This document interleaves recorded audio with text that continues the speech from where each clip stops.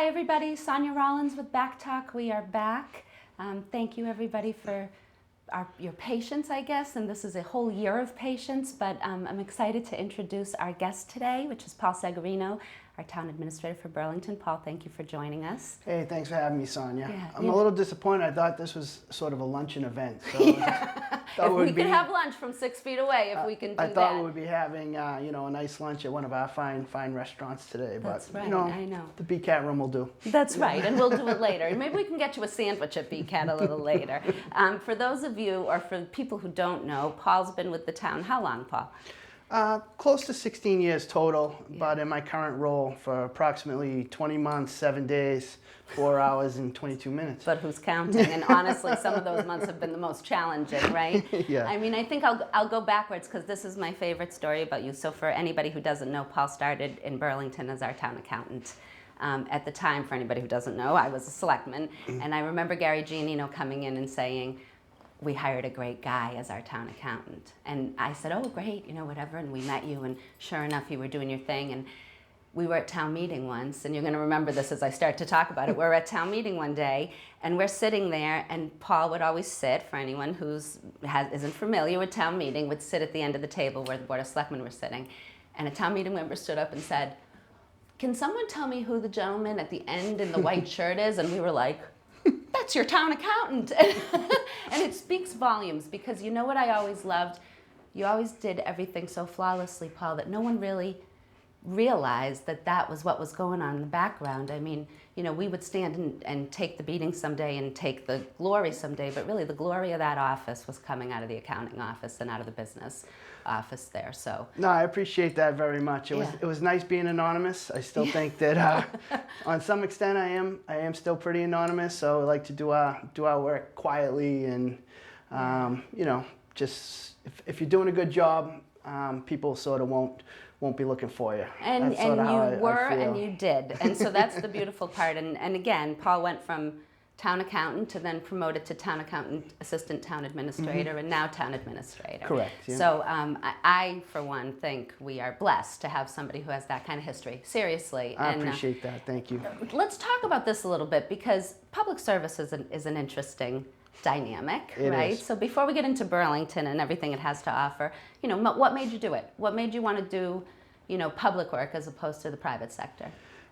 Believe it or not, when I got out of college, the job market was really pretty poor. I had an accounting background, so I was always very much hireable, so I didn't really suffer too much in terms of not having a job.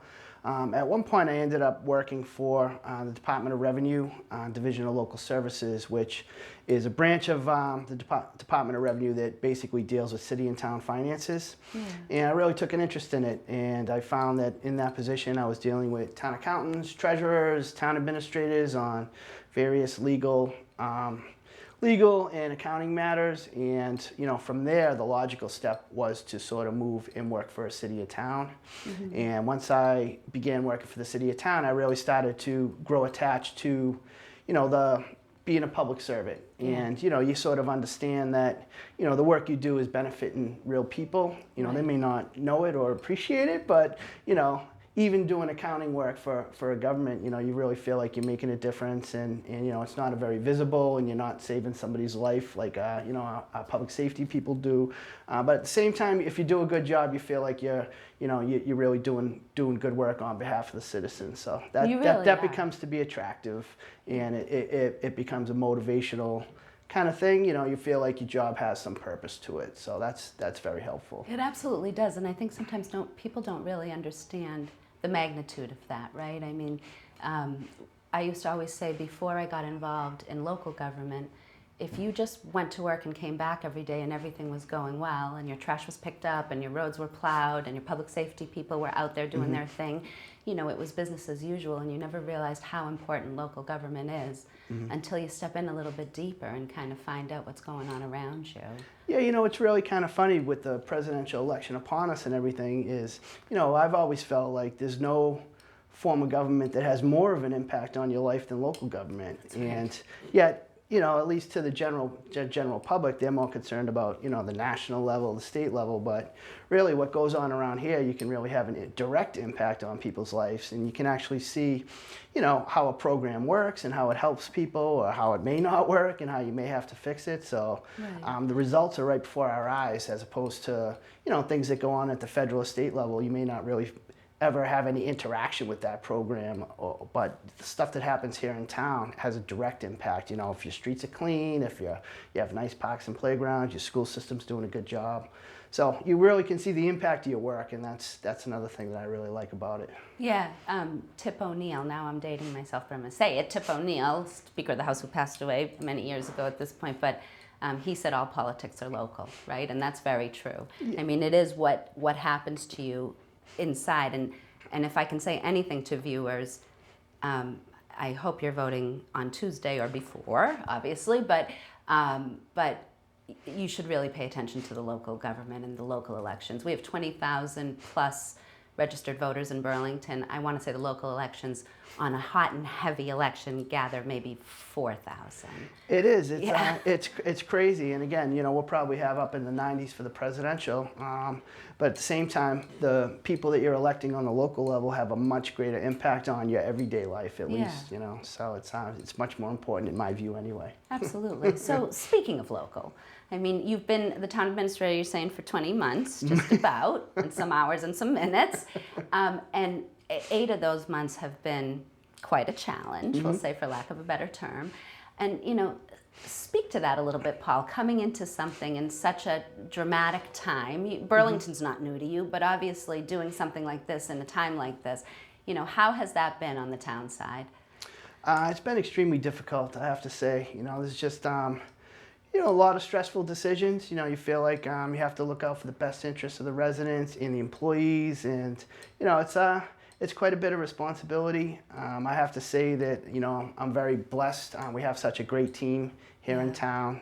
If the residents knew how high quality our department heads are, our employees, they just have done an unbelievable job and made my job a lot easier to sort of deal with this crisis. Just the assistance that we get from all our departments and their willingness to want to do whatever it takes to to keep the town running at its best potential, even through this difficult time. Yeah, and it's a budgeting issue too. I mean, when you think about everything that's going on, and then you think about the finances of it, you go back to the not only now are you marrying the needs of the community, but the accounting of the community, and that's a challenge. It's a big challenge. As you know from our last town meeting, we had to make the difficult decision to cut back by about $2.1 million, and the revenues just aren't there. But it's very necessary to do, but it doesn't make it any easier. Typically when you're making cuts to the budget, you're making cuts to people, programs, services that affect people, and there are really no easy decisions when it comes to that, because almost, everything that we do impacts some of our citizens in some way. So when we start to have to cut back on that, it actually does generally impact individuals within the town. So yeah, I got to give the department heads credit, and through your leadership and the department heads' leadership, cutting $2 million is not an easy task. No, and again, it was we tried to focus on maintaining services to the residents, looking out for our employees as well. Try to make the least harmful cuts. They're all harmful in some way, but we try to pick the ones that are least harmful to the citizens and the services. Yeah, and let's go to the other major component of Burlington, right? And the other major component of Burlington is the business community. They have been an integral part of the growth and success of the community, the vibrancy, the ability to budget things and not cut services when other towns around us were hurting. Burlington was always, quote unquote, fat and happy, right? I mean, there was that moment, and we're on a diet now. and that's new to us, right? I mean, for anybody who's been around, it's new to us. What I want to do is take us to, because if you don't know this, Paul, I'm a food girl. I like food, right? So we're going to come back and talk about businesses, but first we're going to take you out to see a foodie segment. For those who have watched BACC or BACC Talk in the past, we go and visit our local restaurants, and that is a division that has been hurting through this time dramatically. We are hoping to go back and be able to see them, but for today we're going to do a back visit to Pizza Works, which is Kenny is a local guy who's been so supportive of Burlington, but also makes a great pizza pie and a bunch of other things. So we'll be right back after we take a look at Pizza Works. Hi everybody, Sonia Rollins here with Chamber Spotlight. This month we are shooting at a foodie segment, our own Pizza Works, a Burlington Town Center favorite. We are going inside to talk to Kenny, the owner, and Brian, his son, about not only their great pizza and their great subs that they make, but also their healthy choices that have to do with the FT menu. You're going to love it. Join me inside. The thing I love most about Pizza Works is that when we come in here, there's always somebody from the family here. It's a true family business, right? I mean, it is just heartwarming to see all of you working together and doing your thing. So let's talk about some of the obvious. How long have you been in Burlington? I've been here, April would have been 11 years. So let's start with something that I think is more important, because you said something to me earlier, and I think we should talk about it again. Your food's great. People know this. Pizza of the year, again, second year in a row from Reader's Choice. Good for you. But your community service is unparalleled, really, when you think about small businesses who are giving back. So for those who don't know this part, which I think people do, but Pizza Works is the pizza at Burlington High's football games. Pizza Works, a lot of the times, is the pizza that is donated or given at a reduced cost to a lot of charities. So talk about that. Talk about the value of that. Well, we like giving back. We're lucky because the community supported us, and when my kids grew up, it was nice to know that people were doing that for our kids. So that's my mentality. You got to give to have a successful business. Yeah. So, that's what we love doing it. It's just a passion to help the town and see smile.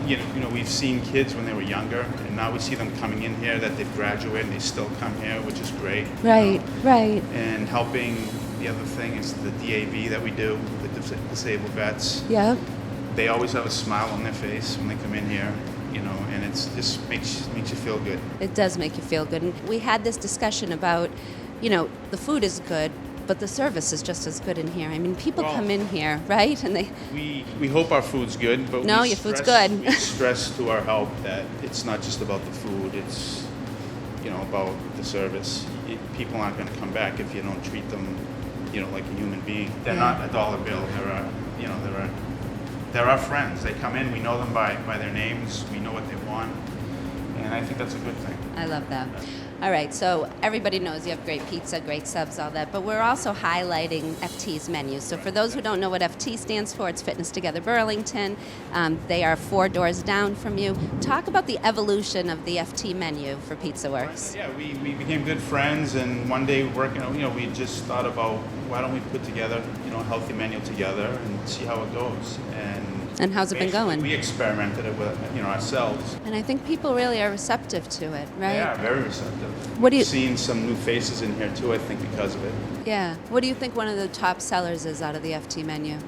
The biggest one, I think, is the FT mixed green salad, and we have a wrap as well. That they get the spring salad wrap. Right, right. It's just a salad. You can add chicken to it. You can add steak tips to it. Right. And of course the turkey burger, which I don't think a lot of people know about. Right. Which is huge. It's huge. Like, I love your Pizza shop with its turkey burgers. Oh my God, it's unbelievable. Because you can't really get, when you think about that, it's not easy to get a turkey burger on a fast food, for lack of a better term, like on a quick turnaround. Now, let's put FT aside for just 1 second, because let's also talk about just what's your favorite thing. If you were going to order something from Pizza Works, what would it be? My favorite are steak tips. Steak tips. This is my go-to. Yeah. Brian, how about you? Steak tips, steak and cheese. Steak and cheese, yeah. It's like a staple, right? Oh, yeah. I mean, that's like... I forgot about the steak and cheese. You can't go wrong with that. You can't go wrong with steak and cheese, exactly. But you also have pasta dinners. You have, the menu is a full menu. How long has the FT menu been going on? It's been a few years, right? About 2 years now. So you have the FT menu, you have pizza, you have pasta. I mean, you've really covered the gamut. You obviously have sandwiches, and you have specialty wraps. We do, yeah. And you wanted to give somebody a message, truly like a message about Pizza Works. What would it be? Well, we like to think we're not the average pizza place. Like I said, we stress this is a family business. Until recently, my father, who's 84 years old, was here every day with me. But unfortunately, he has to take care of my mom right now. But everybody used to come in here and say, "Where's your dad? Where's your dad?" You know, and he's back there slinging pizzas. Isn't that amazing? That's what we stress. It's family business. We want people to know that we care about our customers. We care about the personal service. We're glad our food is good, according to everybody, but we're more concerned about being a service type business, and people are happy to come in here and see smiles on our employees' faces, and hopefully they'll leave with a smile. All right, you heard it here, Pizza Works. You can get pizza, you can get FT healthy choices, you can get specialty wraps, and most importantly, you are giving back to a small business owner in the town center who gives back to his community.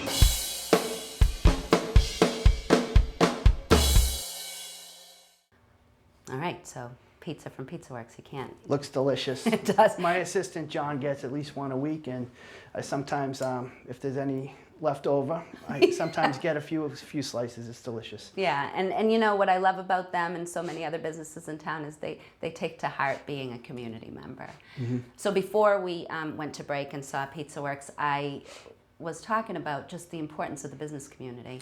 Let's start with the restaurant base, because that's the one that's really seen a hit, really. I mean, with the closing down of everything with COVID. Mm-hmm. And maybe you can explain to people who haven't really understood it, Paul, you know, the impact on meals tax and things like that. So not only is it on the business community, but what is that down to the community? That's where our biggest budget hits have come from. Our local receipts category, which is generally our local economy, and meals tax. It's definitely one of the biggest ones hit. I think it's come back a little bit quicker than the hotel tax. Yes. So, you know, hotels are a big economic driver here in town, as you're aware. I mean, we typically have 90% occupancy during the week at our hotels, which is amazing. And it's a big source of local tax revenue for the town as well. So that is suffering. The restaurants are suffering. And of course, you know, the obvious ones like building permits and things of that nature. A lot of people are doing work to their houses, which is a good thing. Everybody's sort of getting caught up by being at home on home maintenance and things of that nature. Yeah. But those really aren't the business permits that sort of drive the budget. You know, the new building that's going up here, those type of things are really beneficial to the town's budgeting. So that we're really hurting in that area. And if you were to, I mean, and this is crystal ball stuff, but since we're here, we can pretend we can see into it, right? I mean, the commercial properties, the property owners who own the large areas, you know, take like the district, for example, or Third Ave or something like that, where there were people who were going to work every day. And those have emptied out to a certain degree because of that. I mean, do you envision something like that coming back, Paul, or do you envision Burlington trying to get creative with some of these property owners? I mean, have you guys...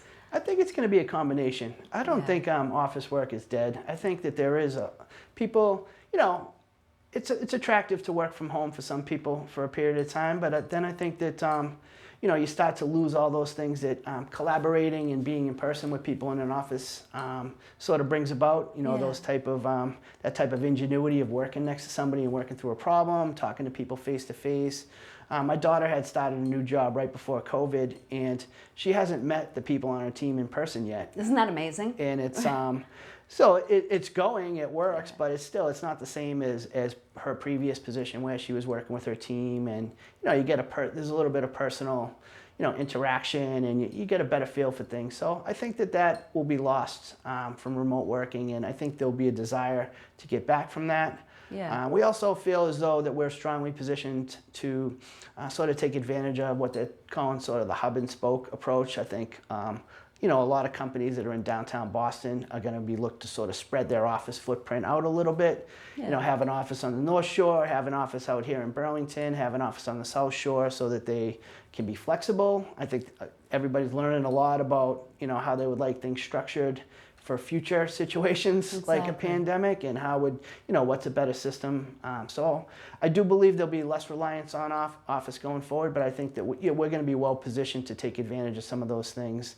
And we don't see all the office space going away, definitely shrinking, people probably using less and using it in different ways, but you know, this place is just amazingly ready for whatever the next chapter is. And you know, as you know, the town's very adaptable. We've made a lot of changes to try to attract some of the labs and different types of businesses to town so that we can diversify. But I think there's always going to be room for office tenants here in Burlington as well, with all our amenities and our great location. Yeah, which is great to hear, because really it is the beauty of Burlington, right? I mean, the way it is set up and where it is logistically on the map, it's just a great spot to be. So the goal would be to kind of keep that as vibrant as possible. And the retail Absolutely. component of it as well. You know, I think like you said, people have gotten used to working at home. They're certainly used to ordering online, things like that. But there is still a beauty of being able to be out and about. Some people really, they want to put their hands on an item. So, Yep. you know, like office, retail's obviously going to be very different as we move forward, probably smaller spaces, more like showrooms. And, you know, I think that the town meeting changed to the zoning, which would allow for sort of that last mile, what they call that last mile delivery, so that Yes. some of the stores can sort of maybe warehouse some of their things. So there's still a store, but people can also order online and then pick something up, drive through and things of that nature. I think it'll be a different retail, but I think we're also going to be a place where retail is successful, you know, into the future. And this is the part that I've always loved to talk to people about, and I think it's what we all forget to a certain degree. And I'm a resident, so even myself, we forget this.